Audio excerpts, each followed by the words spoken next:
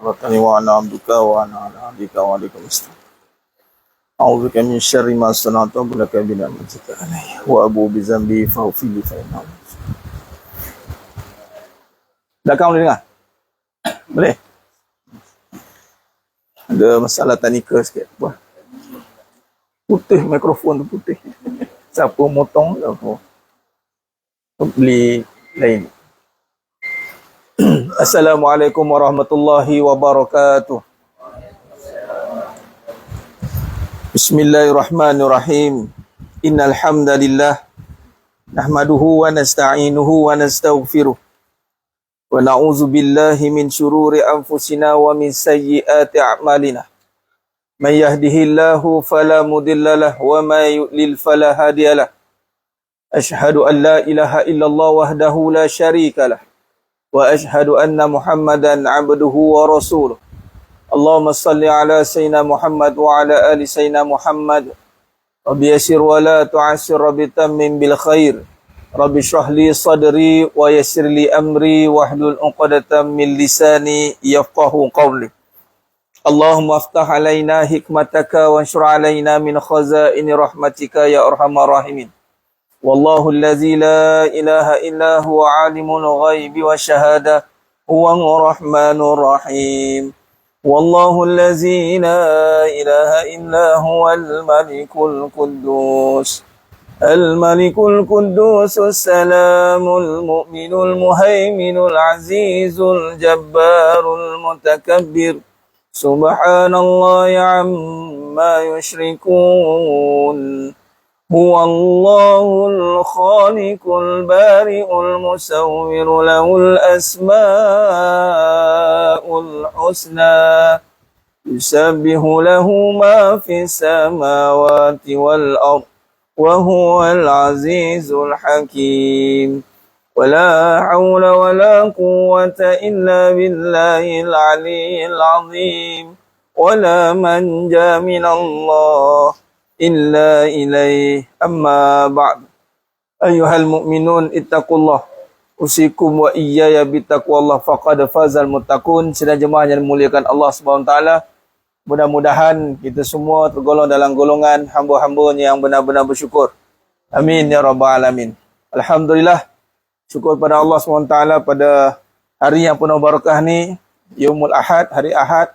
Seperti biasa, Allah lazimkan kita untuk bagi masa sebahagian hari kita pagi sampai ke tengah hari insya-Allah untuk kita niat satu, iaitu menuntut ilmu. Sepanjang masa kita gunakan nak keluar rumah tadi, persiapan bermula lagi awal, semuanya dikira sebagai menuntut ilmu. Tak ada yang sia-sia satu pun yang tertinggal apabila kita niat sebagai penuntut ilmu. Jadi sebab itu antara perkara yang mesti kita niatkan dalam hidup ini, jadilah seorang penuntut ilmu. Kerana apa? Supaya setiap perbuatan yang kita lakukan itu dikira oleh Allah SWT sebagai usaha untuk menuntut ilmu. Perjalanan kita, masa kita, tenaga kita, harta kita, bila kita laburkan untuk ilmu, maka itu pelaburan ataupun satu ibadah yang telah kita tunaikan haknya, iaitu hak yang paling besar untuk manusia itu. Seorang mukallaf itu adalah menuntut ilmu. Apabila Allah kurniakan akal, maka akal ini mestilah kita gunakan untuk kita isi dengan ilmu. Jadi, masa kita dah habiskan masa untuk ilmu. Tenaga kita habis untuk ilmu. Harta kita habis untuk ilmu.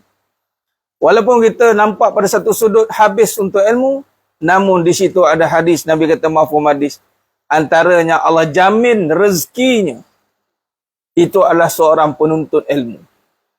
Rezeki Allah ni memang Allah dah jamin bagi setiap wa ma min dabatin fil ardi illa 'ala Allahi rizquha. Yang melata atas muka bumi ni semua Allah jamin rezeki. Tapi bagi seorang penuntut ilmu, dia ada extra lane, dia ada VVIP lane. Yang ini ramai orang tak nampak. Jangan sibukkan hidup kita dengan buat banyak benda yang kita nampak banyak perkara dalam hidup ni. Nak urus tu, itu urus ini. Memang banyak urusan dalam hidup kita. Tapi urusan yang utama adalah uruskan diri untuk menuntut ilmu. uruskan diri untuk menuntut ilmu. Masa ulang balik masa, tenaga, harta kita gunakan untuk menuntut ilmu. Sebab itu ada, bila saya wujudkan platform ataupun wadah sebagai ROF penuntut ilmu tu, yang pertama supaya ada saksi di hadapan Allah secara syariat ya, dah bertulis aku ni sebagai penuntut ilmu. Ilmu apa? Ilmu kehidupan. Kehidupan ni mesti didasari dengan ilmu. Waktu saya wujudkan ilham tu datang ketika PKP tempohari. Kemudian bila kita fikirkan semula, tengok ini satu perkara yang bagus kalau kita terus jadikan dia platform, saya kata. Dan sebagaimana kita di universiti, dan universiti dia tak boleh daftar terus sampai mati tak. Pelajar tak ada, dia kena, kalau tidak diberhentikan, itu sajalah. Lama no jadi pelajar universiti, tak ada. Dia mesti ada tempoh hayat. Tapi ada satu universiti yang takkan habis, iaitu universiti kehidupan. Ini adalah cubanya ROF Academy cuba untuk dasarkan. Dan Alhamdulillah, bagi yang terus istiqamah niat sebagai penuntut ilmu, maka mudah-mudahan ia menjadi pahala jariah yang mengalir. Infak yang diberikan, itu untuk diri sebenarnya. Untuk kita menentukan level kedudukan makam kita di mana. Atau kita guna untuk ilmu. Dah dapat masa untuk ilmu. Kalau dah guna untuk masa, tenaga, Alhamdulillah. Ada harta, gunakan untuk ilmu. Jadi disimpulkan, maka beruntunglah bagi mereka yang mengabdikan diri kepada Allah SWT sebagai penuntut ilmu. Apatah lagi kita menuntut ilmu yang menjadi ilmu asas kepada setiap mukallaf. Ilmu yang menjadi kedudukan yang tertinggi. Ilmu yang menentukan kedudukan amal seseorang itu adalah ilmu akidah. Ya, tauhid dan akidah. Wajib. Kita mengaji ini tentang Allah, jemaah sekalian. Ya? Kita mengaji nak mengenal Allah. Bayangkan kalau kita mengaji mengenal makhluk Allah. Yang ini jadi pakar atau engineer air. Engineer air kan? Bila kata dia kaji tentang air, kaji sampai dia dapat manfaat air tu. Akhirnya, manfaat tu bukan untuk diri dia saja. Dirinya dan juga orang sekelilingnya dapat. Maka tertubuhlah syarikat Syabas Inspektor Sahab. Itulah Syabas tu lah. Sebab dia mengaji lah tu. Dia kaji. Dia upah, dia hire engineer pun kaji tentang air. Simple je. Ada ngaji pasal air tak? Ada. Tanya background. Kalau kita jadi buah, awak mengaji pasal air tak? Tanya soalan tu je lah kan. Apa yang awak tahu tentang air? Saya tahu nak buat pressure macam mana, macam gini-gini. Apa lagi kamu tahu pasal air? Macam nak sedut air daripada, macam ni apa kamu tentang air? Air saja, berapa ramai orang dapat manfaat. Akhirnya jadilah dia manfaat yang bagus untuk kehidupan. Itu baru ngaji tentang air. Kalau ngaji tentang pencipta air, nama air kan pendek kan? Air. Itu pun tak henti-henti dah manfaat dunia. Kalau ngaji tentang Allah, takkan cak ayam kot. Takkan lekeh je, takkan sedih je. Mana tak ngaji tu. Dia belum bagi komitmen. Belum bagi sepenuh perhatian. Sepenuh tenaga belum. Sebab itu saya kata, bila kita betulkan balik kefahaman kita, Alhamdulillah, insyaAllah, kita pusatkan kefahaman tenaga kita ni untuk kita mengaji. Mengenal Allah. Ilmu yang menjadi asas, tunjang kepada amalan seseorang itu. Yang mana walaupun amalan itu telah sempurna dari sudut syariatnya, namun rosak akidahnya, maka tidak diterima amalan dia. Apabila dibina akidah pula, sudah pasti kita akan bina amalan kita. Sudah pasti iman dan amal tidak boleh berpisah. Orang yang beriman pasti beramal. Amal orang beriman, berilmu lah. Amal orang beriman adalah menuntut ilmu. Bila dia menuntut ilmu, pasti amal. Lepas tu, dia mengamalkan ilmu yang dituntut. Itu syarahnya begitu, jemaah sekalian. Maka Alhamdulillah, pada pagi yang berbarakah ini, meneruskan syarahan kajian kita, Kitab Sifat 20 Sejarah dan Kupasan Pendekatan Akidah, Tuan Guru Nik Muhammad Syukri Nik Wan. Alhamdulillah, mudah-mudahan Allah rahmati beliau, seluruh keturunan beliau, ahli keluarga beliau, dan dimasukkan syurga tanpa hisab. Amin ya rabbal alamin. Dan Allah berkati juga almarhum tuan guru ayanda ayanda kepada ibunda saya lah. Haji Kahari Kardi tempat ni. Tu warisan ni, kuburnya ada di belakang sana saja. Mudah-mudahan Allah rahmati beliau dan dimasukkan dalam syurga tanpa hisab. Amin ya rabbal alamin. Ini satu rahmat besar mas sekalian. Bila kita ni saya nak cerita semua kita teruskan pengajian kita. Bila kata kita nak buat satu pergerakan dalam kehidupan ni, kadang-kadang kita tak nampak apa yang Allah aturkan. Kan? Dan setelah perjalanan, yang penting kita gerakkan saja perjalanan kita. Bila perjalanan tu berlaku, maka rupanya Allah telah takdirkan tempat yang menjadi warisan kepada perjalanan menyambung silsilah pengajian. Yang mana arwah tok saya ni mengajar. Ini tempat anjung dia mengajar Quran dekat sini. Dan dia tak pernah cakap pun apa-apa. Tapi niat dia itu adalah untuk membawa agama. Dan akhirnya, perjalanan saya pula Allah aturkan. Aturkan perpindahan, perubahan. Itu bukan kehendak kita. Tapi akhirnya, saya tak pernah pun datang cakap, Tok, tanah ni kalau Tok meninggal bagi kat Farid lah katanya. Tak, dia cakap itu. Itu panggil cucu kurang ajar panggil. Tapi itulah, bila saya kenung ingat balik waktu arwah meninggal tu, Allah takdirkan waktu tu saya ada. Waktu Atuk meninggal, saya ada. Terus uruskan dengan akhir Amy tu. Dia meninggal Zuhur, waktu 12 pukul macam ni lah. Dan waktu ni dah pergi dah nazak dah, pukul 12 meninggal. Urusan dia, saya terus uruskan. Zuhur, asar ke bumi. Asar terus ke bumi. Maknanya Allah permudahkan. Dan sebab itulah ada silsilah tu sampai dan menjadi tanggungjawab. Dan rumah ni juga Allah takdirkan dia bukan ada penghuni. Semua keluar. Tak Allah takdirkan macam itu. Adalah nenek ada lagi. Tapi dia tak apa dia nak duduk luar. Jadi rumah ni rupanya nak ada manfaat yang lebih besar. Nampak? Kita sangka macam contoh sekolah di Dena Alam. Saya sebenarnya berpindah 2 tempat tau. Dena Alam itu satu tempat permulaan. 5 tahun kat sana ambil alih. Kemudian Allah takdirkan orang Cina, Mr. Tan, baik, dia baik. Dia tak ada apa masalah. Siap waktu PKP dia boleh bagi daripada rental 10,000 dia bagi half. Dia tak masalah. Dan dia sangat respect. Dia tak ada ni birokrasi lah ni. Ini diskriminasi lah ni, tak ada. Kemudian saya pindah. Allah takdirkan ke Subang Bestari 5 tingkat. Kita nampak itu. Situ saja memang dah keluar kos lah. Kat 72,000 situ. Ya 3+1 semua kan. Tahu tak? Saya nak bagi tahu bagaimana harta tu digunakan. Tapi Allah kata tidak. Kau kena lalui proses tu. Akhirnya Allah letakkan kembali ke tanah ni yang atas tu tak ada siapa lah. Arwah tu lah. Adik-beradik mak lah. Jadi rupanya bila kita nak bawa satu warisan ni, dia susu galonya jelas. Ataupun kalau misalkan rumah kedai semua tu, saya kena beli lah. Saya kena beli. Ini belum lagi insyaAllah doakan. Memang nak akan take over lah ni. Tapi masih nama tak arwah adik-beradik. Tanah Pusaka ni. Ni Tanah Pusaka. InsyaAllah kita akan belikan, kita akan bawa untuk pengajian. Jadi Allah aturkan begitu jemaah sekalian. Jadi terbinalah hari ini. Dan kita pun bermula seadanya. Jalan je mana ada. Dan perlahan-lahan dia berkembang. Kejap tukar sini, kejap belok sana kan. Kejap menghadap sini. Siap-siap rumah, siap bulan rumah pula berpusing. Ini apa berpusing rumah ni. Jangan terkejut pula, rumah pula berubah lagi. So far tak ada lagi lah.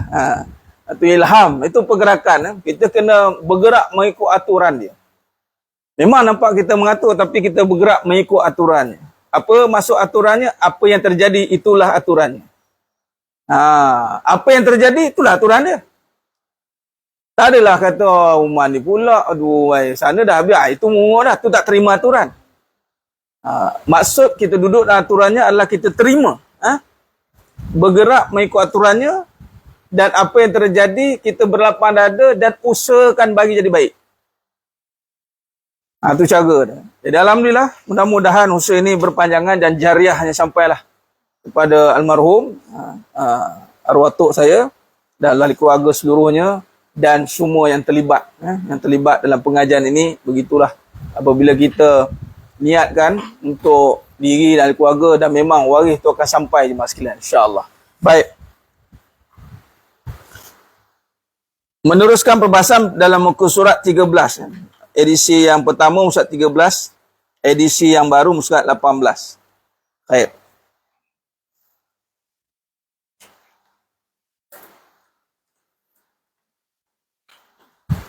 Pada zaman Nabi Muhammad sallallahu alaihi wasallam, para sahabat berpegang teguh kepada akidah yang diturunkan menerusi wahyu Allah Subhanahu wa taala, Al-Quran dan Sunnah, dan tidak menentukan sifat Allah kepada bilangan tertentu. Pada zaman sahabat dan juga tabi'in tidak ada mana-mana bukti yang menunjukkan berlakunya penentuan bilangan sifat-sifat Allah. Baik. Yang kita nak ngaji ni sifat 20. Sifat bagi Allah, wajib bagi Allah ada 20. Kan? Kalau dalam perbahasan ini, bila kita bahas tentang sejarah, kita akan lihat sebelum nak bahas sifat, ada pengajian kita terus bahas sifat. Tapi kelas pengajian kita, alhamdulillah, adalah termasuk perbahasan tentang sejarah, karya-karya, kajian karya-karya akidah. Itu kaedah dia.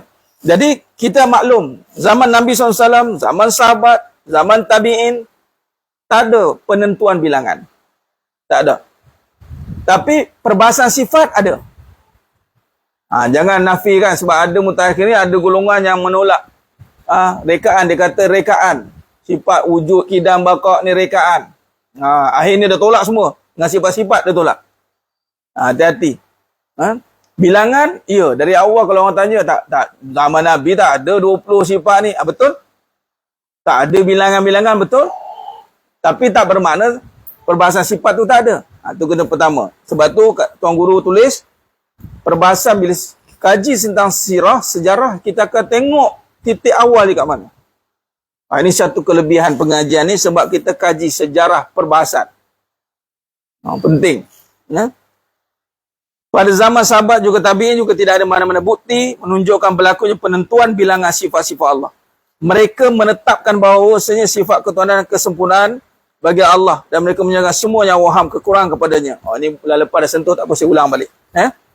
Begitulah yang berlaku kepada akidah generasi awal penganut agama Islam berasal kitab Allah SWT tanpa berbelah bagi. Dipanggil golongan salaf, salafus soleh, sabiquna awalun, golongan yang mana Nabi SAW, golongan Nabi, sahabat, tabi'in.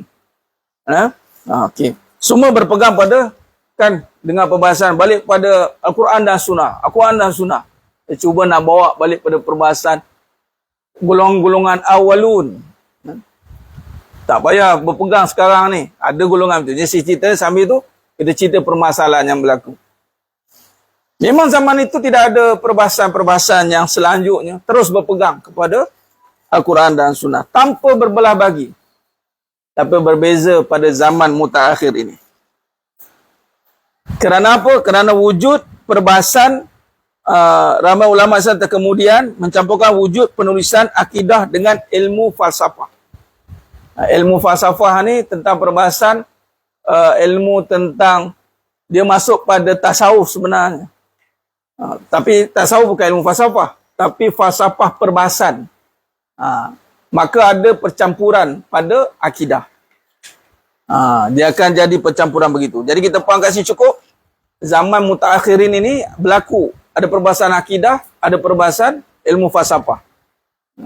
Kalau nak faham ilmu falsafah ni, kalau kita mengajilah filosofi falsafah tertentu, penulisan-penulisan tertentu, dan kadang-kadang kita pun tak faham ini cerita tentang apa ni, contoh kan. Itu ilmu falsafah. Dia ini mengkaji tentang kalimah pula. Baik. Pencampuran ini menimbulkan kesamaran terhadap fahaman akidah dan tauhid. Dalam rangka menyelesaikan permasalahan tersebut, ini datang perbahasan Al-Imam Al-Sanusi memperkenalkan penulisan Umum Barahin, ibu segala tanda.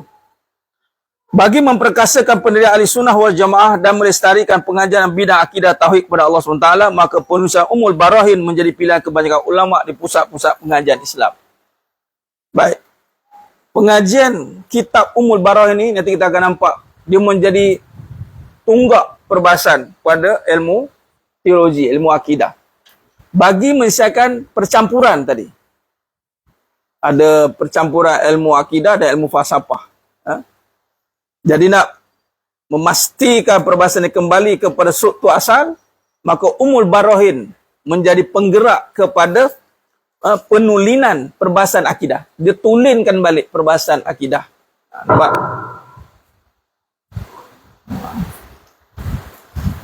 Baik. Jadi menurut Tuan Guru Abdul Rahman Haji Abdullah, tuan guru besar ni, orang Kedah ni, di dalam sejarah dan pemikiran Islam,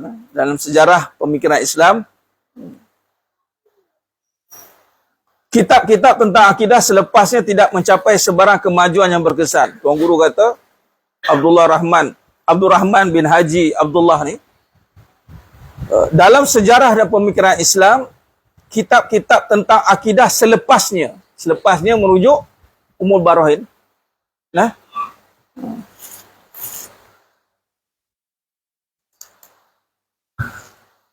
subhanallah, subhanallah.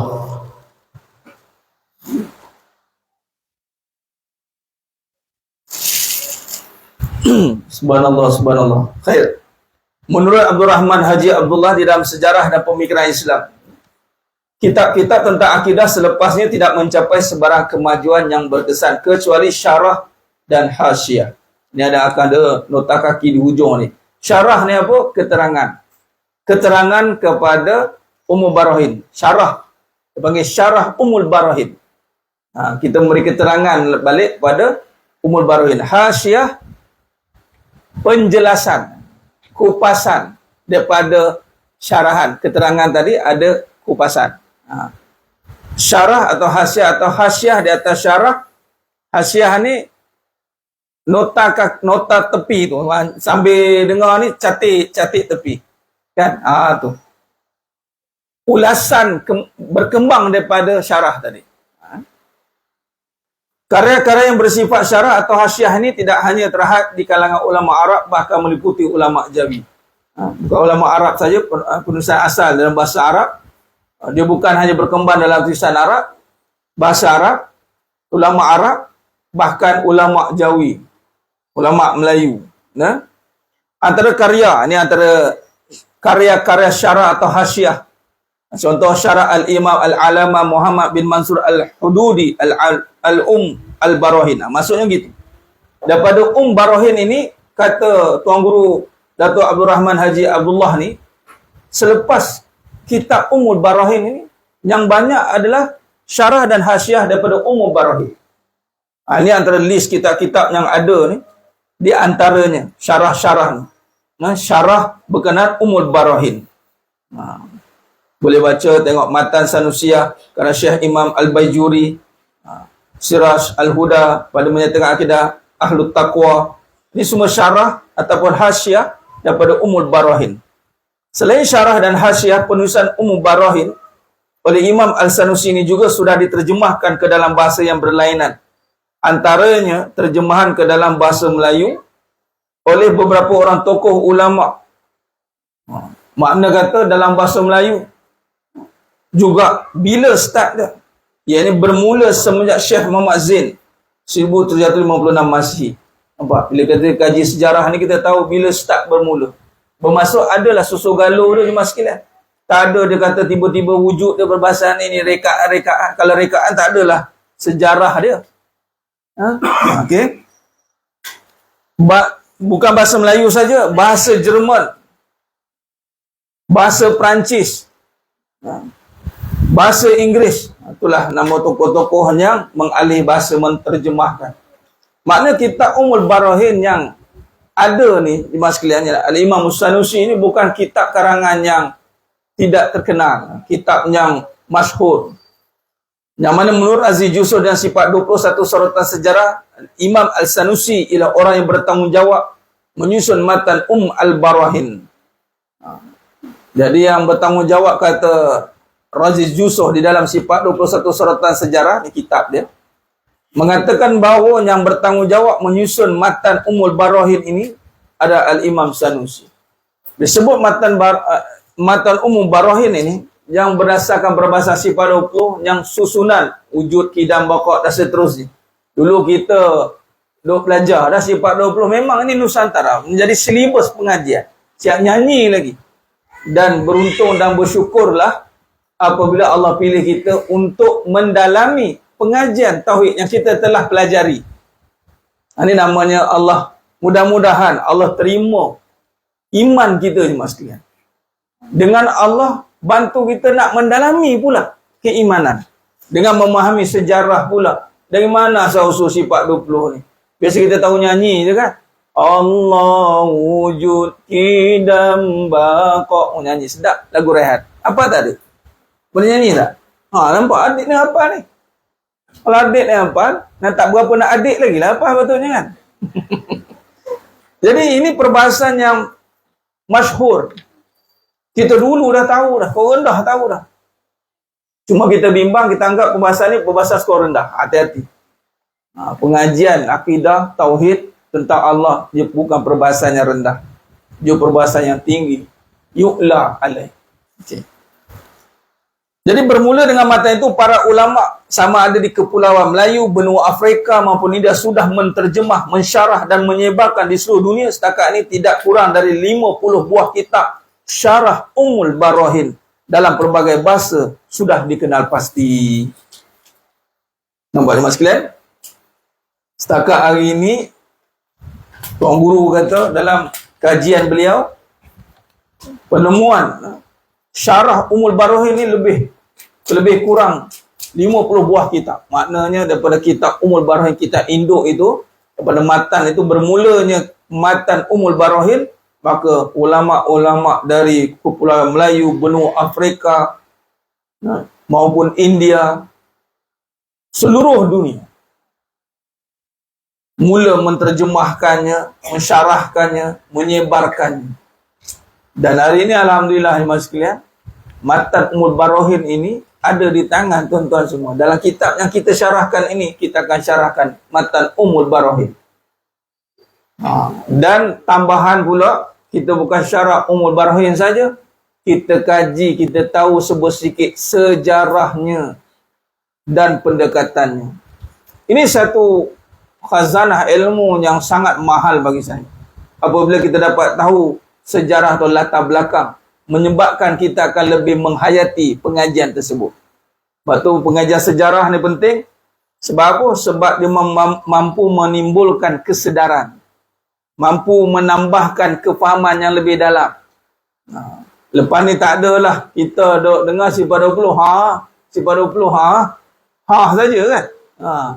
Lepas ni tahu sifat 20, tahu siapa yang asaskan susah sifat 20? Al-Imam Sanusi. Boleh? Mas sekalian saya rasa nak buat exam apa ni. Sudah adanya. Payahlah apa ni. Tapi tak apa, open book test.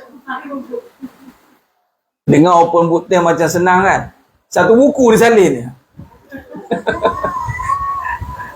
Saya subjek final exam ke hadis.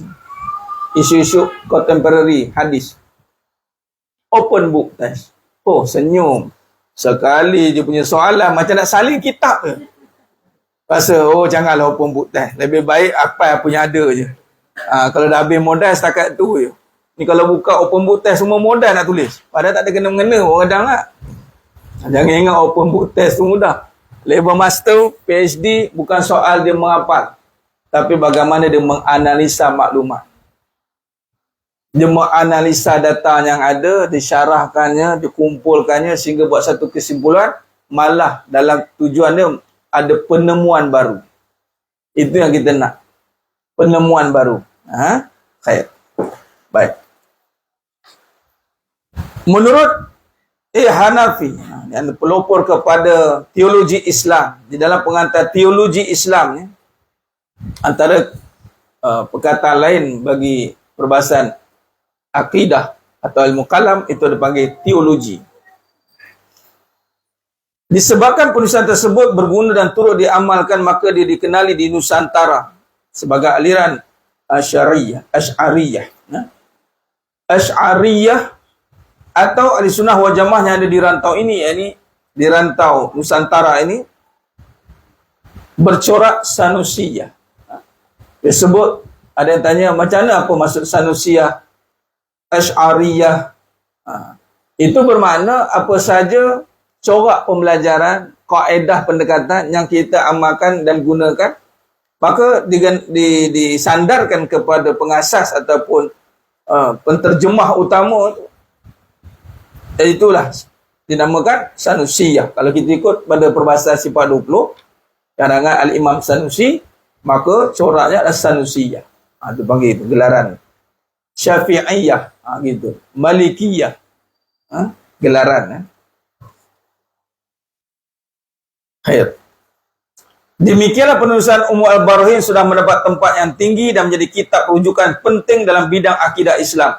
Kitab ini tersebar di merata tempat khusus di alam Melayu yang disebut juga sebagai Nusantara.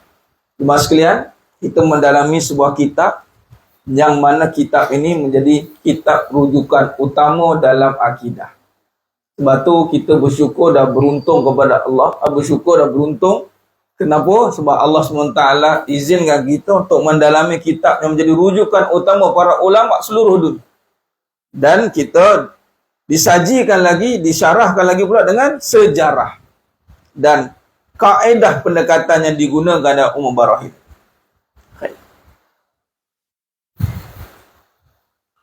Syekh Muhammad Zainuddin berkata dalam kitabnya Siraj Al-Huda pada menyatakan akidah Ahlu Taqwa, bahwasanya kitab kecil tentang akidah yang masyhur dalam kalangan Arab, Jawi, Turki dan Hindi serta lainnya akan dibaca dan diamalkan segala pengisian yang tersebut di dalamnya.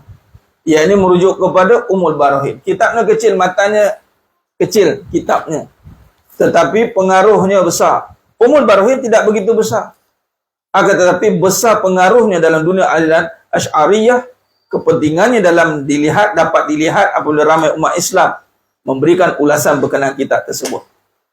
Jadi peringkat awal ni jemaah sekalian, kita nampak bagaimana perbahasan tentang latar belakang penyusunan sebuah kitab, latar belakang bagaimana sebuah kitab itu wujud.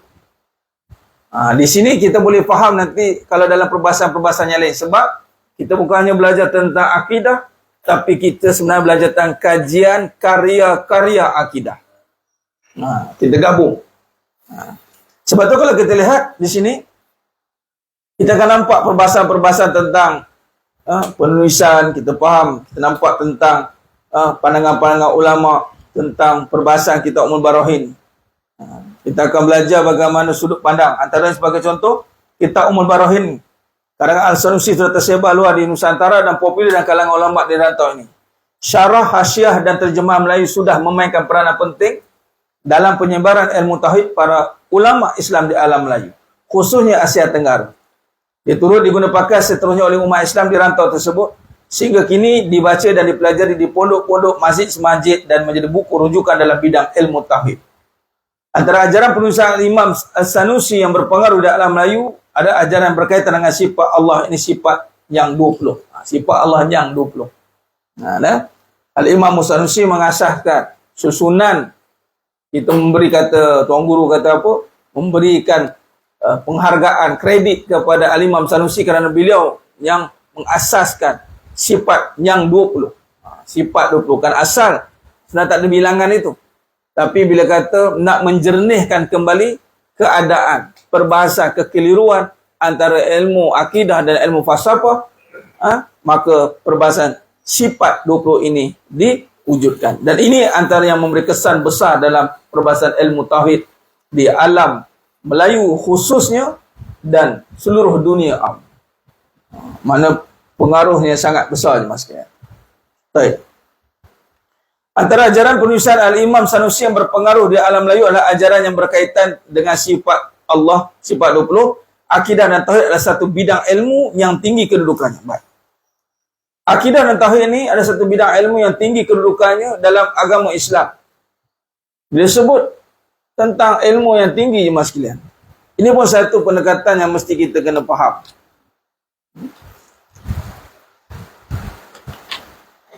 Boleh dapat tak muka surat berapa ni? Follow je kan? Muka surat apa? 16. Yang edisi baru 21. Betul? Koklah guyuk ni kan. Ustaz ni guyuk, dia dengar tulisan tu dah bercabang-cabang lah dengar.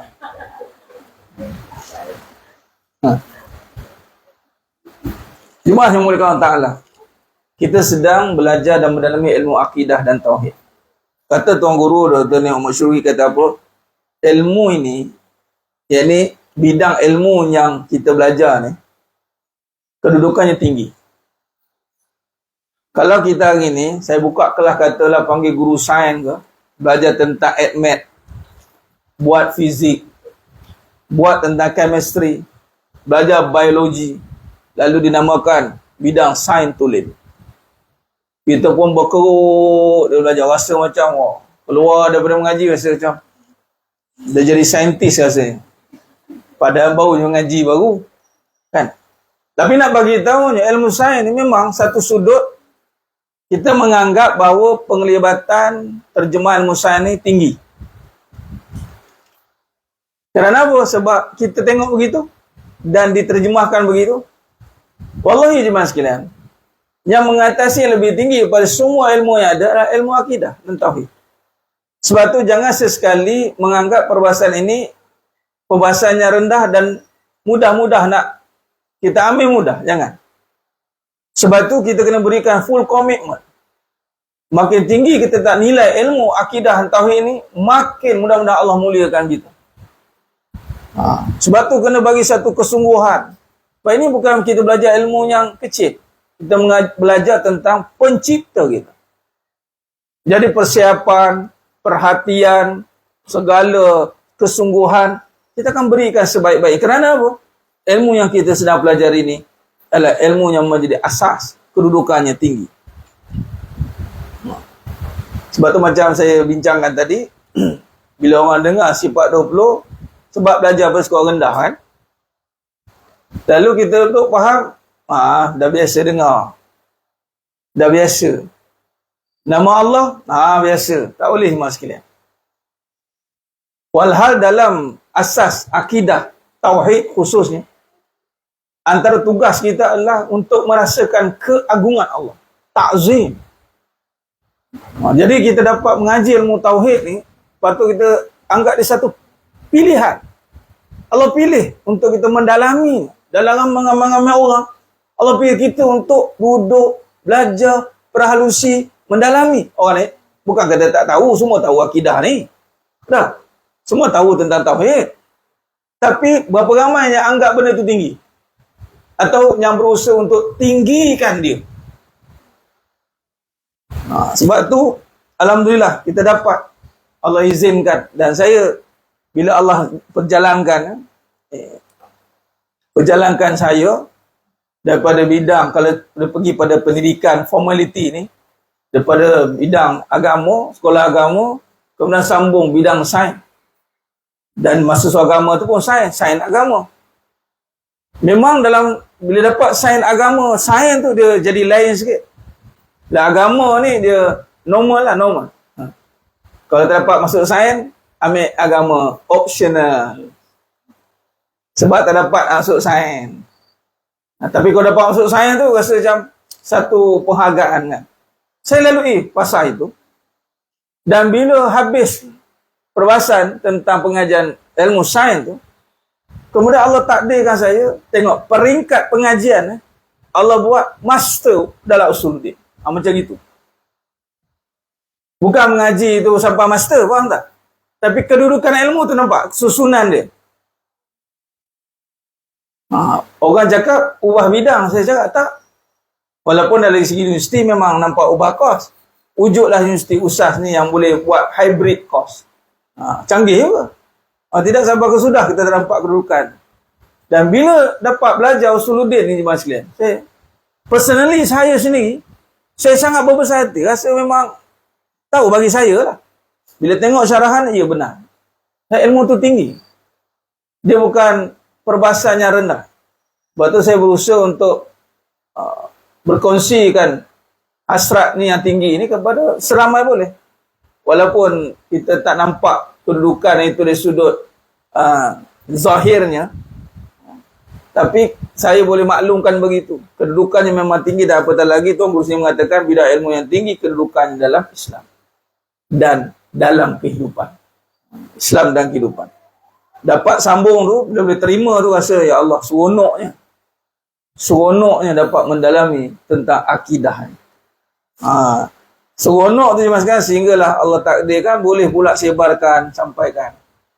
Boleh pula bekerjasama pula alhamdulillah dengan Tuan Guru izinkan, dan lepas pada ni banyaklah rangka kerja yang saya nak kembangkan dengan Jabatan Usuluddin ni untuk kita bolehkan berikan manfaat kepada masyarakat.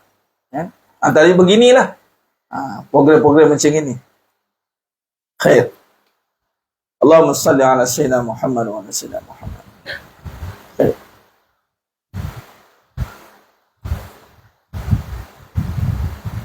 Ajaran penulisan Ummul Barahin daripada Imam Sanusi ada sebahagian besar yang sudah lama bertapak dalam bidang ilmu ini. Kitab ini dipercayai dan tersebar ke merata tempat, khususnya di alam Melayu. Lepas pada ini kita akan nampak perbahasan seterusnya. Apakah yang akan kita lihat? Maka persoalan apakah yang timbul adalah apakah faktor kemunculan dan perkembangan penulisan Ummul Barahin. Kita akan lihat faktor kemunculan, walaupun di peringkat awal tadi kita dah bincangkan bagaimana asbab utama itu antara nak menghuraikan kekeliruan akidah dan ilmu falsafah. Dalam bab seterusnya ini kita akan mendalami tentang perkembangan penulisan Ummul Barahin. Siapakah tokoh ulama yang bertanggungjawab untuk kita lebih faham? Yang ketiga, bilakah munculnya dan sejauh mana perkembangannya? Dan yang keempat, apakah kitab-kitab warisan yang berkaitan? Yang kelima, apakah nama-nama yang dianugerahkan? Apakah tema-tema akidah yang dibicarakan di dalam penulisan tersebut? Ini antara persoalan-persoalan yang ditimbulkan. Yang ini dikata tentang mendalami. Yang mendalami sesuatu ilmu dan kitab tersebut, maka kita kaji persoalan-persoalan yang kita cuba timbulkan. Dan kita akan dapatkan perinciannya. Maka berdasarkan persoalan-persoalan di atas, maka penjelasan secara mendalam dan terperinci harus dilakukan. Perkara ini akan menjadi objektif utama perbincangan buku ini. Baik. Dalam kitab pengajian ini, jemaah sekalian, antara persoalan itulah yang akan menjadi objektif ataupun penumpuan utama dalam perbahasan syarah kitab ini. Dan bagi mencapai dan memperkukuhkan hujah-hujah serta keterangan terhadap persoalan dan objektif tersebut, buku ini menggunakan analisis kandungan melalui data perpustakaan. Nah, di sini kata kunci, jemaah sekalian. Zaman sekarang, zaman yang mudah untuk mendapatkan maklumat. Ilmu pengetahuan mudah nak dapat. Zaman sekarang. Cuma yang tak mudah nak mendapatkan autoriti maklumat. Nak mengesahkannya itu. Zaman sekarang, zaman yang mudah nak dapat. Google dia tahu. Tapi untuk mendapatkan, dia panggil autoriti maklumat ataupun sumber yang tepat, ini mesti kita jadikan hujah di akhir zaman. Maka alhamdulillah, bila kita gunakan pendekatan ini, kita ada susu galur perbahasan ini yang mana menjelaskan tentang analisis kandungan melalui data perpustakaan. Ini level pengajian ini masalah adalah perbahasan PhD. PhD ini, inilah kaedah dia, master PhD ini, sebab antara tunjang kepada perbahasan master PhD itu adalah untuk mendapatkan maklumat yang sahih. Itu antaranya. Itulah analisis kaedahnya itu kandungan melalui data perpustakaan. Dan di sinilah bila kata tadi usaha kerjasama untuk merapatkan antara Jabatan Usuluddin, terutama USAS ini kepada masyarakat. Jadi kita akan dapat sumber ilmu yang insya-Allah sahih, tepat. Sebab kita ada kaedah untuk mendapatkan sumber tersebut. Ini yang menyebabkan kelebihan agar kita hari ini mampu berpegang kepada pengetahuan yang benar, tepat dan jelas. Ini ada tunggak pembahasan kita, benar, tepat dan jelas. Bila benar, tepat dan jelas, kesan atau impak kepada kehidupan itu penting. Bila kita dapat ilmu, kadang orang tahu ilmu, dapat, tapi benar ke tidak ya? Aku dengar, aku tengok, dia main gitu. Dan kadang-kadang zaman orang share, scroll, nampak, kita pun baca. Bukan tak boleh. Tapi kadang-kadang, kalau kita tak meneliti fakta tersebut, maka kita akan dapat kebenarannya. Kemudian tidak jelas perbahasannya dan mungkin tidak tepat penggunaannya. Salah perletakan satu perkara itu. Hadis berkenaan ini, tapi tempatnya tak kena. Macam itu. Takhrijnya tak kena. Ilmu perbahasan kat sini, tapi syarahnya ke lain. Jadi, bila ada kaedah analisis kandungan, maksudnya kita akan memperincikan perbahasan tersebut dengan tepat. Dengan benar dan jelas. Ini kelebihan. Dan sebab tu saya beritahu, perbahasan ni, dari awal lagi saya beritahu, dia memang dia berat kerana dia syarat dengan perbahasan yang ilmiah dan mesti kepada hujah yang jelas. Kalau tak jelas, maka kita tak akan bawa pada perbahasan ilmu. Sebab ilmu sifat dia adalah menjelaskan kekeliruan. Kalau dia tidak mampu menjelaskan kekeliruan, maka tak capai martabat ilmu. Khair. Bagi tujuan mempermudahkan pembaca memahaminya, macam kita nak fahamkan, maksudnya ini adalah hasil pada kajian tesis beliau, tuan guru kita. Maka dipermudahkan perbahasan, dikupaskan pada dua bahagian. Yang pertama, yang kita sedang bincangkan ni adalah bahagian sejarah. Subjek sejarah dimasukkan dalam perbahasan kita. Yang mana, sebagaimana yang telah dimaklumkan tadi, sejarah ni penting. Supaya kita tahu asal-usul satu perkara dan menambahkan penghayatan terhadap perkara tersebut. Macam contoh kita tahu sifat rupa, rupanya sifat rupa ni perbahasan yang meluas. Bila kita tak ambil perhatian kepada perbahasan yang disyarahkan oleh ulama seluruh dunia, kita pun tak ambil, rugi lah kita.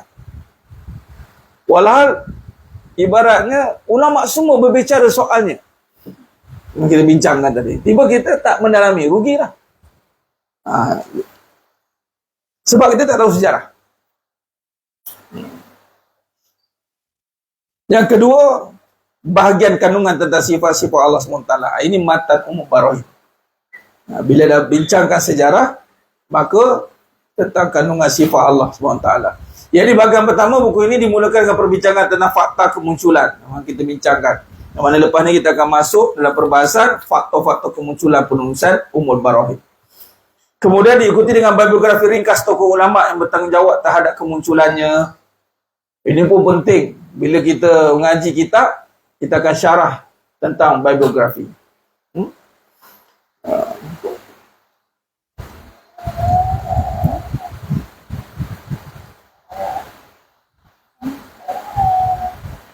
Seterusnya perbincangan tentang perkembangan kitab-kitab warisan dan reaksi salafiyah. Ini kitab-kitab warisan adalah syarah kepada Umar Barohid. Apa perkembangan daripada Umar Barohid, kita akan tahu yang disebut kata 50, hampir 50 kitab yang telah disyarahkan tu, dan reaksi kepada salafiyah. Ini nanti saya akan bincang lebih mendalamlah pemasuk reaksi tentang salafiyah. Untuk peringkat ini, jemaah sekalian, kalimah-kalimah yang mungkin kita menjadi persoalan, letakkan di tepi. Kita akan masuk dalam perbincangan kemudian. Sekarang kita pergi kepada perbincangan yang umum. Caranya, apabila kita nak mendalami suatu perkara, ada kalimah-kalimah yang perlukan kepada perincian, maka kita akan perincikan. Apa itu salafiyah? Macam itu. Setakat ni, reaksi salafiyah. Okey, maklum. Nanti kita akan syarahkan dia. Jelas? Okey. Bahagian kedua, buku ini akan membicarakan tentang sifat-sifat Allah SWT yang turut dibicarakan oleh Al-Imam Sanusi dalam penulisan Ummul Barohid atau lebih dikenali sebagai sifat 20. Ini dikatakan Matan Ummul Barohid. Kitab yang menjadi rujukan tunggak asas kepada ilmu akidah, tauhid, dan kita bahaskannya melalui perbahasan yang benar, tepat dan jelas. Yang telah disyarah dan dikaji oleh Tuan Guru Dr. Muhammad Syukri. Beliau mendapat PhD beliau dalam kajian ini. Sebab tu alhamdulillah jemaah sekalian, kalau kita lihat perbahasan tentang pendetilan ilmu, faqih pada satu ilmu, Allah akan beri seseorang itu faqih pada sesuatu ilmu itu. Memang dia boleh menguasai banyak bidang, tapi dia akan ada kecenderungan seseorang itu untuk faqih pada ilmu itu. Jadi kita alhamdulillah, Dia memang sejak perbahasan pada hakikat kehidupan pada 2019 awal tu lagi, memang hakikat kehidupan bersandarkan pada tauhid dan tasawuf. Saya tulis. Dan alhamdulillah dalam perjalanan mensyarahkan hakikat kehidupan itu, maka Allah akhirnya menzahirkan guru. Yang kita follow ilmu, akhir zahir seorang guru yang faqih dalam akidah. Maka tak adalah isu benar ke, sesat ke. Jelas? Ini rezeki mas sekalian. Ini rezeki. Anugerah yang Allah datangkan seorang guru yang memang ahli dalam bidangnya dan kita nak mendalami bidang itu. Kadang-kadang kita nak mendalami bidang itu tapi beliau bukan tidak ahli tapi boleh dah menyampaikan. Yang kita ambil lah ilmu tu tak bermaksud kita kena belajar dengan ahli saja. Tapi beliau tahu, kita ambil pengetahuan. Tapi nak mendalaminya, kita kena belajar dengan ahli. Macam tu nak baca Quran. Semua boleh belajar kan? Cuba baca kan? Rujuk dia pergi tengok kat internet, banyak rujukan, tajwid semua kan?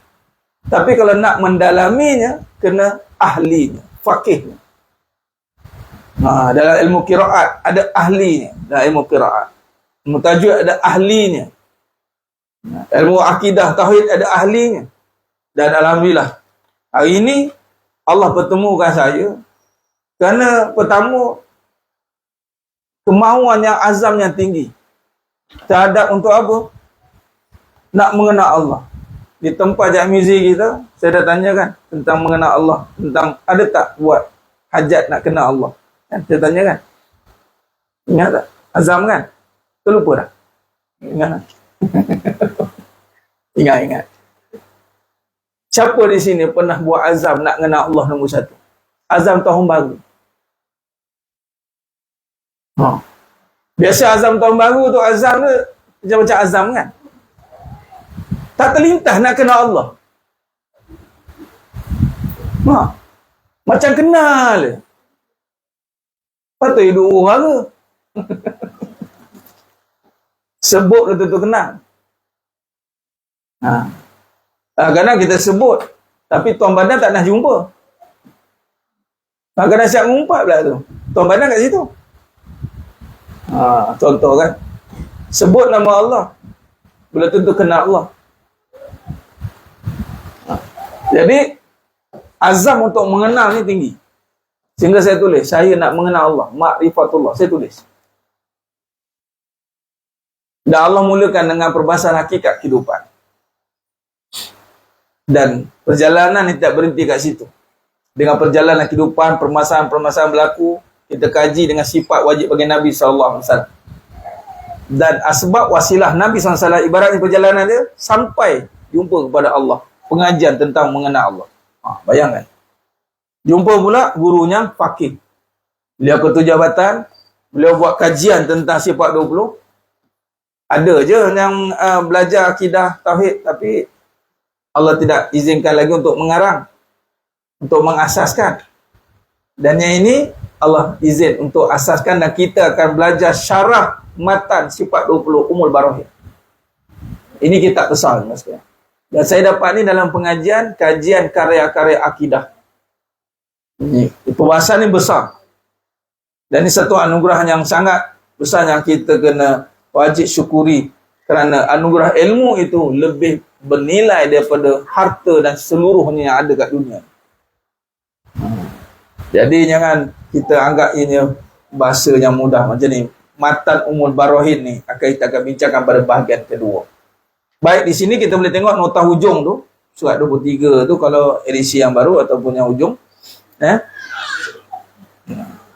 Jadi ini kita boleh baca lah, itu yang saya sebut tentang syarah hasyiah. Di sini kata bila kita ada rujukan yang jelas akan tulis semua ni dimasukkan nota hujung tu. Di sini kita tambahan, kita boleh nampak orang sebut syarah ni apa perkataan asalnya syarah menurut Mahmud Yunus dalam Kamus Arab Indonesia erti keterangan. Kita nampak perbahasannya. Hasyiah ni apa bahasa daripada Arab? Hasyiah yang berunang memberi erti ulasan dan kupasan. Hasyiah di atas syarah bermaksud kupasan, catatan, keterangan atau komentar-komentar kecil daripada syarah. Macam ni daripada syarah ni, kita pun catat tepi, dapat catik, kita dobit kan. Tuan-tuan penuh kat kitab tepi-tepi ataupun dekat nota lain. Dah edarkan dah buku nota tadi. Ada jemaah infak dah. Tulis pula ke tepi. Yang tulisan daripada syarah tu, kalau disyarahkan lagi jadi kitab lah tu. Kitab syarah daripada pengajian ni pula. Itu syarahan kita pula. Dia ilmu berkembang macam tu lah. Berkembang. Induk ada. Daripada kubasan ni syarah. Tulis balik. Syarah kat siapa? Nak syarah kat anak-anak lah, kat rumah balik. Dengar ni mak lah ngaji ni. Menurut kajian syarah. Boleh. Mak, syarah kat mana? Itu maksudnya. Jangan lepas salin tutup. Mana entah? Mana salin entah? Itu tujuan suruh salin. Tujuan suruh salin tu supaya boleh jadikan kitab sendiri. Walaupun tak ada penerbit yang sudi nak menerbitkan. Ada je. Tulis dah elok. Nak bagi kat siapa? Kan anak lah. Sekarang ni, kita kena belajar tu benda. Belajar legasikan ilmu kepada anak-anak. Jangan sampai ke sudah mak tak tahu, sampai ke sudah tak tahu. Upgrade dah sekarang ni. Upgrade sate. Ayah ni pun sate. Gabung pula duduk dengar. Anak-anak dengar. Ayah syarah. Anak-anak pula sate. Bawa kepada anak dia pula. Syarah lagi. Itu sebenarnya wasilah ilmu. Azam tu jadikan sebagai peninggalan. Tulisan nanti kan, kalau kita dah tak ada, anak kita pun buka. Ni syarah mak aku ni mengaji ni. Syarah kepada sejarah dan kupasan. Macam gitu contoh. Nah, jadi nota-nota tu, yang catatan dalam buku lain tu, jangan dibuang, kena susun balik. Itu kaedahnya mas sekalian. Baik. Jadi, untuk hari ini kita berhenti dekat nota ujung tu, Musa 23 kajian yang baru, dan kita akan sambung pada bahagian 1 dalam permasalahan faktor-faktor kemunculan penulisan Ummul Barahin, insyaAllah. Ni legasi resepi, betul tak tu? Legasi salin resepi bagi kat anak. Resepi macam ini buku melahirkan anak-anak mewarisi rezeki makan-makan. Ilmu tak ada. Takkan sekeping pun tak ada. Jadi antara tujuan Rough Academy ni sebenarnya, biar kita lahir daripada sini nanti, keluarga yang mewariskan ilmu. Jangan takut, insya-Allah. Dan kita pula dah ada pengajian ni, dan saya tengah susun nanti. Ni jangka masa panjang ni. Guru-gurunya ahli dan setiap bidang saya akan bawa datang sini. Baca doktor sendiri, tuan guru saya. Kan? Dalam bidang tasawuf nanti turun. Dr. Syuhada dia boleh turun, insya-Allah. Nak bincang dengan dia. Dalam bab faraid. Atau pakai mufarid Ustaz Ghazali. Dan ilmu tentang fiqh. Ustaz Asnan nanti saya bawa tuan guru Ustaz Asnan. Dari banyak bidang-bidang. Dalam usaha tajwid sebagai contoh, qiraat, ayahanda saya sendiri, ilmu penulisan Al-Quran. Sekali tengok tahu salah lah. Tengok tahu salah lah. Tulisan alif tak ada. Alif ada 6 pun tak tahu. Banyak ayahanda saya duk kaji tengok kat Banjar Majid tu. Banyak penulisan-penulisan yang tidak mengikut Usmaniyah. Islam Usmani. Dia pun tak sedar. Tapi ini antara yang kita nak kembangkan mas sekalian. Jadi jadilah kita legasi penyebar ilmu. Itu kaedahnya. Anda kalau tak ingatkan, catat, lepas tu simpan, rugi. Jangan simpan mas sekalian. Ilmu ni mestilah diwariskan. Diwariskan ilmu ini agar keturunan kita menjadi keturunan yang terdidik, terbimbing dengan ilmu. Ini kita start. Kita mulakan. Kalau dah bermula, alhamdulillah, syukur. Dia tidak cukup dengan cakap saja. Dia kena mesti ada kitabnya. Kalau tak nak tulis, tapi bagi tu kitab apa? Ni, ini. Itu cara dia mas sekalian. Baik, insya-Allah mari kita teruskan, tutup dengan kita nak Teruskan dengan Hizib Imam Nawawi. Kita baca Hizib Al-Imam Nawawi insyaAllah.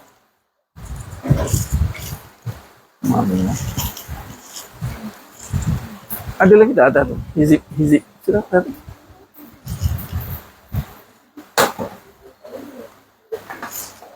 Ada tiga.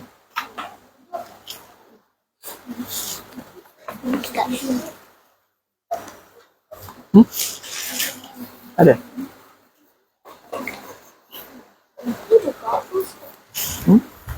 Buku tak ada lagi.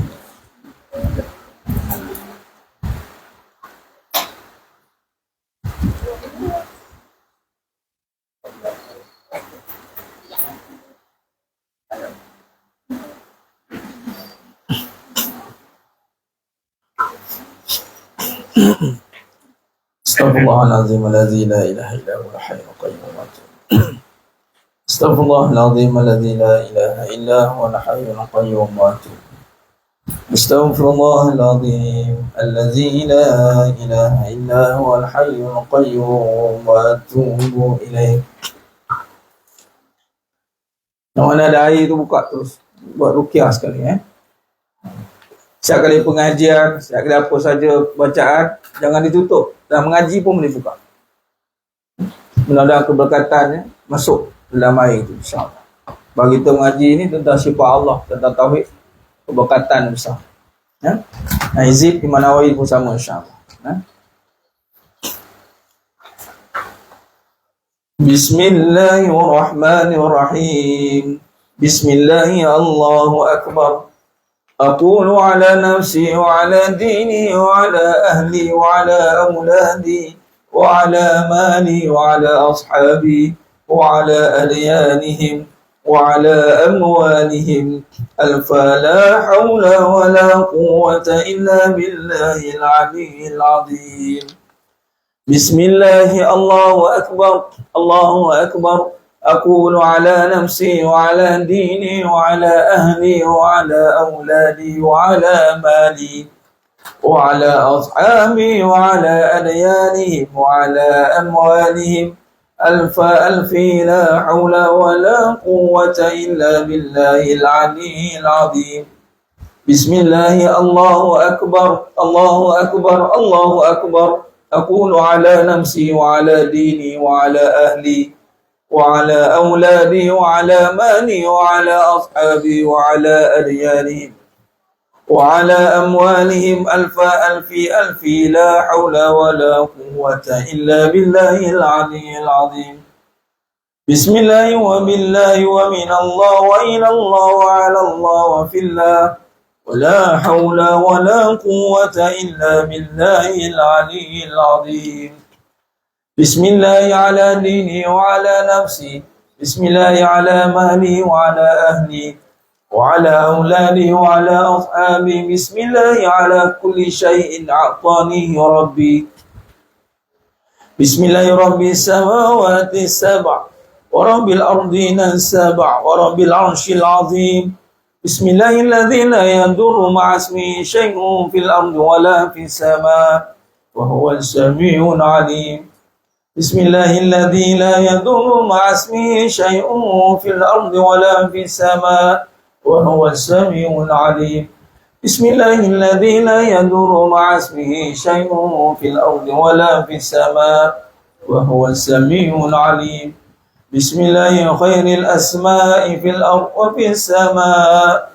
بسم الله أفتتح وبه أختتم. الله الله الله ربي لا أشرك به شيئا. الله الله الله لا إله إلا هو. الله الله الله أعز وأجل وأكبر مما أخاف وأحذر. بسم الله أبتدئ وبه أختتم. الله الله الله ربي لا أشرك به شيئا. الله الله الله لا إله إلا هو. الله الله الله أعز وأجل وأكبر مما أخاف وأحذر. بسم الله أفتتح وبه أختتم. الله الله الله ربي لا أشرك به شيئا. الله الله الله لا إله إلا هو. الله عز وجل وأكبر مما أخاف وأهزر. اللهم إني أعوذ بك من شر نفسي ومن شر غيري ومن شر ما خلق ربي وبراء بك اللهم أنت الرزق منهم وبك اللهم أدرأ في نحورهم وبك اللهم أعوذ من شرورهم وأستخفيك إياهم وأقدم بين يدي وأيديهم وأيدي من أحاطته عنايتي وشملته إحاطتي. بسم الله الرحمن الرحيم. قل هو الله أحد الله الصمد لم يلد ولم يولد ولم يكن له كفوا أحد. بسم الله الرحمن الرحيم. قل هو الله أحد الله الصمد لم يلد ولم يولد ولم يكن له كفوا أحد. بسم الله الرحمن الرحيم. قل هو الله أحد الله الصمد لم يلد ولم يولد ولم يكن له كفوا أحد. ومثل ذلك عن يمينه وعن أيمانهم ومثل ذلك عن شمالي وعن شمائلهم ومثل ذلك أمامي وأمامهم ومثل ذلك من خلفي ومن خلفهم ومثل ذلك من فوقي ومن فوقهم ومثل ذلك من تحتي ومن تحتهم ومثل ذلك محيط بي وبهم وبما أحطنا به. اللهم إني أسألك لي وله من خيرك بخيرك الذي لا يملكه غيرك. اللهم اجعلني وإياهم في حفظك وعياذك وعيالك وجوارك وأمنك وأمنتك وأمانتك وحزبك وحزك وكنفك وسترك ولطفك من كل شيطان وسلطان وإنس وجان وبر وحاسد وسبع وحية وعقرب ومن شر كل دابة أنت آخذ بناصيتها إن ربي على صراط مستقيم.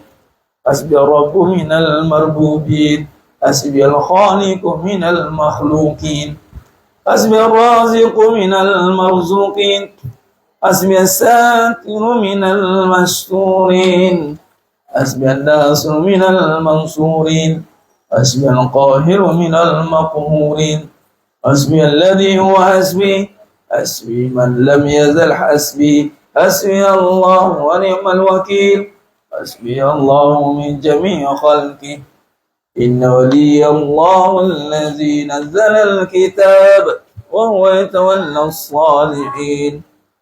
وإذا قرأت القرآن جعلنا بينك وبين الذين لا يؤمنون بالآخرة حجابا مستورا وجعلنا على قلوبهم أكنة أن يفقهوا وفي آذانهم وقرا وإذا ذكرت ربك في القرآن وحده ولوا على أدبارهم نفورا. فإن تولوا فقل حسبي الله لا إله إلا هو عليه توكلت وهو رب العرش العظيم. فإن تولوا فقل حسبي الله لا إله إلا هو عليه توكلت وهو رب العرش العظيم. فإن تولوا فقل حسبي الله لا إله إلا هو عليه توكلت وهو رب العرش العظيم. فإن تولوا فقل حسبي الله لا إله إلا هو عليه توكلت وهو رب العرش العظيم. فإن تولوا فقل حسبي الله لا إله إلا هو عليه توكلت وهو رب العرش العظيم. فإن تولوا فقل حسبي الله لا إله إلا هو عليه توكلت وهو رب العرش العظيم. فإن تولوا فقل حسبي الله لا إله إلا هو عليه توكلت وهو رب العرش العظيم. ولا حول ولا قوة إلا بالله العلي العظيم. Wassallallahu ala sayyidina Muhammadin nabiyil ummi wa ala alihi wa sahbihi wa sallam. Hembuskan nafas tanpa meludah ke arah kanan 3 kali, kiri 3 kali, depan 3, belakang 3 kali.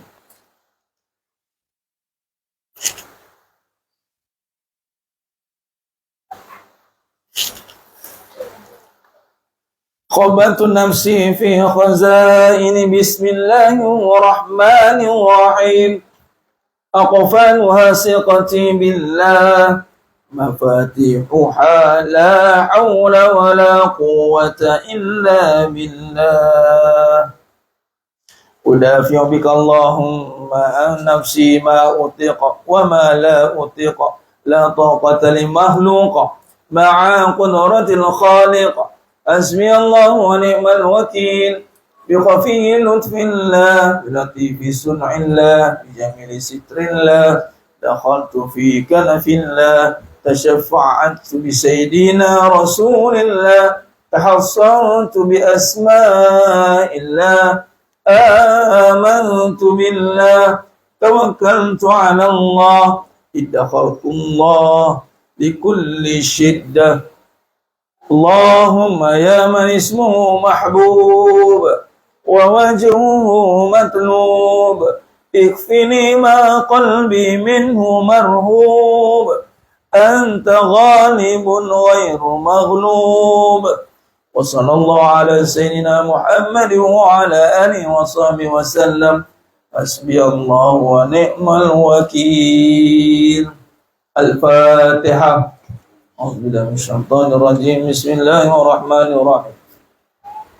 الحمد لله رب العالمين الرحمن الرحيم مالك يوم الدين إياك نعبد وإياك نستعين اهدنا الصراط المستقيم صراط الذين أنعمت عليهم غير المغضوب عليهم ولا الضالين آمين. تقبل الله منكم Inna wa minkum taqabbal ya karim. Alhamdulillah dimana Allah Ta'ala. Syukur, Alhamdulillah selesai sudah majlis kita pada hari yang penuh barakah ni. Mudah-mudahan dengan pengajian kita Allah terima sebagai seorang penuntut ilmu dan Allah berikan kefahaman ilmunya dan mengamalkan. Dan dengan bacaan hizib Al-Imam Nawawi yang kita bacakan ni, InsyaAllah menjadikan dia amalan yang kita baca setiap minggu lah. Kalau di sekalian boleh baca setiap hari, silakan, tak ada masalah. Ya? Dan dapat daripada susu galuh hizib Imam Nawawi ni, dapat daripada almarhum Tuan Guru Dr. Ismail Kamus. Dalam perbahasan tentang ruqyah sebenarnya. Bagi yang ada permasalahan, yang tak ada masalah, ada. Ini kata, yang berhajat kepada Allah SWT. Jadi kita ni makam berhajat, maka insya-Allah mudah-mudahan Allah beri kekuatan kepada kita untuk terus beramal dalam memunajat kepada Allah SWT. Insya-Allah. Jadi ada soalan sebelum saya tutup? Malam ni ada Fatihah lagi Ustaz? Insya-Allah ada. Insya-Allah. Munajat Al-Fatihah. Jadi jauh datang. Mana datang berkedah lagi? Entah. Gerak pukul apa? Oh, dah datang awal lah. Ni boleh tunggu dah.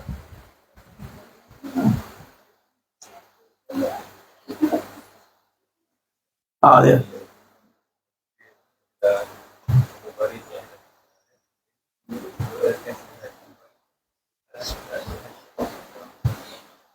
Ini adalah bagus soalan. Yang kita syarahkan ni adalah bahagian kedua kitab Ummul Barahin yang disyarah oleh Imam Sanusi. Menemukan syarah pada Ummul Barahin, kitab Ummul Barahin. Matan Ummul Barahin yang disyarahkan oleh Al-Imam Sanusi sendiri. Cuma tambahan padanya adalah kupasan tentang sejarah. Matan pada Ummul Barahin ada, nanti boleh tengok belakang tu sambil-sambil sebelum pengajian boleh tengok. Nah. Jadi kalau tengok pada khair yang dibicarakan oleh Al-Imam Sanusi dalam Ummul Barahin, mana bahagian kedua nanti kita akan bahas tentang matan. Contoh, ni Al-Kalam. Al-Kalam yang sifat kedua yang sudah dikemukakan oleh Al-Imam Sanusi. Al-Kalam artinya berkata-kata mengikut Al-Imam Sanusi, kalam Allah yang beriah. Mana perbahasan Al-Imam Sanusi sendiri. Matan. Dan ini kitab Matan Ummul Barahin. Semua disalin semula, ditulis, dimodernkan perbahasan. Betul. Tambahan pada sejarah. Nah, kalau syarah pada kitab Ummul Barahin, dia akan ada tajuk depan dia. Contoh tajuk syarah pada Ummul Barahin, kita boleh tengok di sini.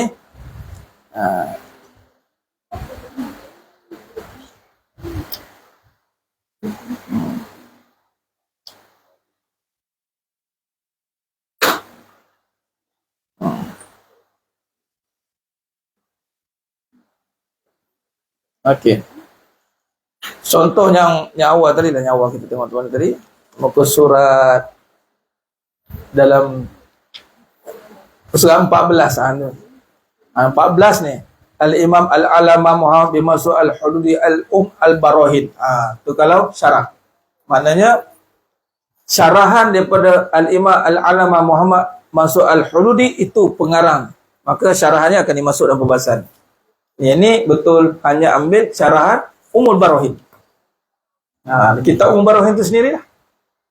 Mana matan asalnya? Kita mengaji ini, matan asalnya cuma ditambah sejarah dan kupasan. Faktor-faktor perkembangan, bagaimana biografi. Kajian karya akidah. Kalau kita tengok kaedah kajian karya akidah, kalau di universiti, kita akan pergi kepada teks asal. Teks asal. Fiqhul Akbar, Maqalah Islamiyah, Kitab At-Tauhid, Ummul Barahin. Itu semua manuskrip asal. Ni manuskrip asal ni. Semua dimelayukan lah. Ada syarahnya, perbahasan matan Ummul Barahin itu sendiri. Yang diambil daripada matan Imam As-Sanusi sendiri. Itu kata Al-Imam Sanusi, kata Al-Imam Sanusi. Okay. Boleh? InsyaAllah. Ada soalan lain?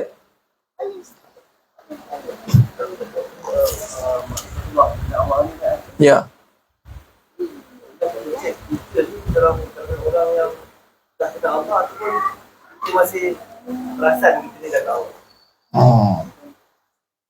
Bagaimana nak tengok kita ni, adakah kita dah kenal Allah atau perasan kita dah kenal Allah? Soalan kepada perasan kita dah kenal Allah tidak adalah apabila kita, pertama, Allah SWT nak menentukan kita kenal atau tidak, kita kenal atau tidak adalah dengan melalui ujian yang kita lalui. Allah sendiri nyatakan dalam surah Al-Ankabut ayat 2. Ahasiban nas, adakah manusia menyangka qalu amanna. Yang kita berkata, bila sebut beriman tu maksudnya, bila sebut iman, tuntutan beriman tu mengenal Allah lah. Patutnya iman bermula dengan awaludin ma'rifatullah. Okay. Macam mana nak kenal Allah? Adakah kita orang kenal? Maka Allah kata, wahum la yuftanun, aku uji kau dulu. Suami nak kahwin lagi. Mata tu macam ini, dah berapa dah? Contoh kan. Apa macam itu pula muka? Sayang tu saya tu. Habis. Mengenal ni bukan dengan Allah adalah dengan tulisan. Mengenal tu dengan ujian. Jadi bagaimana caranya? Apabila datang sesuatu masalah musibah, maka kita sifatnya tenang. Ala bi zikrillahi tatma'innul qulub. Sebut tentang, contoh, Allah uji tentang sayang. Sayang ni dia tak timbul satu pergolakan hati dia. Dia tenang. Bukan buat-buat tenang Dia nanti tahu geram betul. Kaya, rezeki. Bila sentuh, bang, dia duit bang. Duit. Marah tu. Marah, dia ada temper. Rezeki, dia kaitan. Duit tu dengan rezeki. Dia takut rezeki habis. Dia takut sayang hilang. Dia takut kuat tak ada. Dia takut sifat-sifat tu tak ada. Walhal dia dah tahu kan. Rupanya, dia masih dalam perjalanan mengenal. Belum kenal lah. Macam mana kenal tu? Nanti Allah perkenalkan dia melalui nikmat alhamdulillah atau innalillah. Pilihlah. Sehinggalah ya Allah, Engkau lah yang maha kaya ya Allah. Jadi tak kisahlah susah. Kan? Bila dah kenal, dah marah kalau kita susah. Bergaduh lagi tak? Sayang Allah punya gaduh. Sebab tu bila datang iman, antara perkara pertama bila iman sampai, ni Maulid Nabi ni, bulan kelahiran Nabi SAW. Iman sampai mas sekalian, perkara pertama yang berkesan kepada iman, kalau betul bukti dia beriman, tiada pergaduhan. Marah bukan bergaduh. Madinah berperang. Kadang-kadang kita marah ni, marah apa yang Allah marah, suka apa yang suka. Kadang apa yang Allah marah, kita tak marah pula. Allah marah kepada syirik, marah. Kepada yang melanggar perintahnya, Allah marah. Isi deraka, Allah marah. Deraka ni, dunia Allah balas dah. Tiba isi deraka kita buat konten. Jaga apa?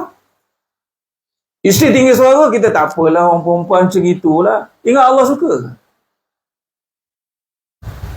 Tinggi suara kat lelaki, apa hukum?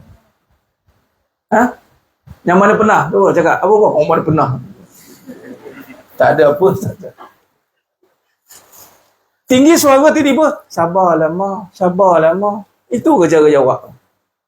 Tak ada. Setiap bulan peti sampai. Kalau ikut hukum, Allah marah, deraka setiap bulan, minta jauh lah. Bencana-bencana alam yang ada kat muka bumi ni, bimbang-bimbang hasil daripada dosa deraka. Anak deraka, isteri deraka. Yang boleh dapat di setiap rumah yang ada. Setakat penzina susah jumpa dah. Malah dia malu. Minum arak pun malu. Berjudi pun malu. Tapi kalau nak tinggi suara lelaki, selamba. Nak menafikan mak orang lelaki, tahu-tahu lah dah ada isteri. Isteri tahu-tahu semua ni. Mak diam. Yelah. Mak tak jaga kau, isteri jaga kau. Dia. Dah nepikan mak. Macam? Anak deraka, isteri deraka. Itu ada petanda kan?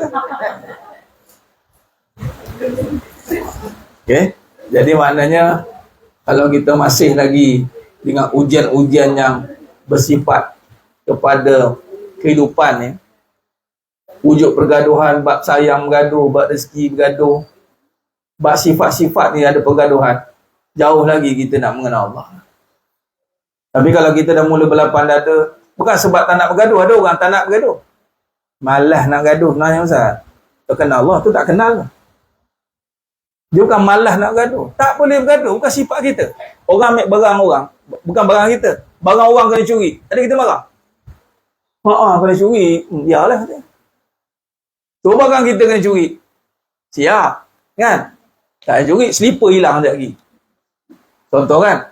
Dah, kalau sayang tu hak Allah, memang nak gaduh kan? Tapi pengakuan terlampau pekat. Kalau kita bawa isu ni, orang marah. Memanglah mengajar akidah, memang orang marah. Kalau tak mengarah, tu bukan akidah namanya. Nabi boleh menyebarkan akidah, kena perang. Yang menyebabkan Nabi diserang, itu kerana menyampaikan kalimat thayyibah la ilaha illallah Muhammad Rasulullah. Jangan bergaduh, harta kaya ni Allah punya. Dia orang tak boleh terima. Sayang ni bila Allah tak boleh terima. Itu bergaduh. Sebab tu kesan pertama iman sampai dalam hidup seseorang tu, dia akan hilang kebencian. Sebab tu sifat iblis ni akan hilang. Iblis ni marah. Iblis ni berdendam dengan diri, dengan orang. Sebab tu kita marah dengan orang yang marah hal dunia. Tu. Kita marah dengan orang yang jadikan dunia sebagai isu. Kita marah. Sebab Allah tak suka. Allah tak suka dunia dibesarkan. Orang yang kalau kenal Allah, dia takkan besarkan benda yang Allah tak besarkan. Benda kecil tak payahlah, nanti Allah tak suka. Jadi kita akan hidup dengan berhati-hati buat apa yang Allah murka. Ini Allah murka ni. Sebab dunia ni kita nak besar-besarkan. Kita jangan. Itu tanda tu. Allah Alam. Khair jemaah sekalian. Itu saja. Mudah-mudahan apa yang kita bincangkan ni Allah terima, Allah berkati. Dan insya-Allah macam itu. Faham ke? Faham adik kita ni? Datang dengan siapa? Mana? Dengan siapa datang? Kamu datang dengan siapa? Ni, anak siapa? Mana maknya? Alhamdulillah. Bagus. Baik. Allah alam. Itu saja. Mohon ampun maaf daripada saya ada kekurangan. Kata-kata itu kurang bicara dalam penyampaian. Hanya Allah Ta'ala sajalah yang mampu menyempurnakan perbahasan kita pada pagi yang penuh barakah ini. Hari yang penuh barakah ini. Mudah-mudahan Allah istiqomahkan kita insyaAllah. Aku qali hadza wa sallallahu alaihi wa lakum wa billahi taufiq wal hidayah. Assalamualaikum warahmatullahi wabarakatuh. Tangguh dengan tasbih kafarah dan suratul As. Subhanakallahumma wa bihamdik asyhadu an la ilaha illa anta. Bismillahirrahmanirrahim. Wal 'asr innal insana lafi khusr illa alladziina aamanu wa 'amilus shalihaat. Tawassaw bil haqq wa tawassaw bis sabr. Wallahu a'lam bissawab. Takbir. Allahu akbar. Boleh jemput jamu jodahnya semua ada. Bagi ada masa insya-Allah kita boleh zuhur kat sini. Yang nak tunggu zuhur lah. Kalau nak gerak tu boleh. Wallahu a'lam.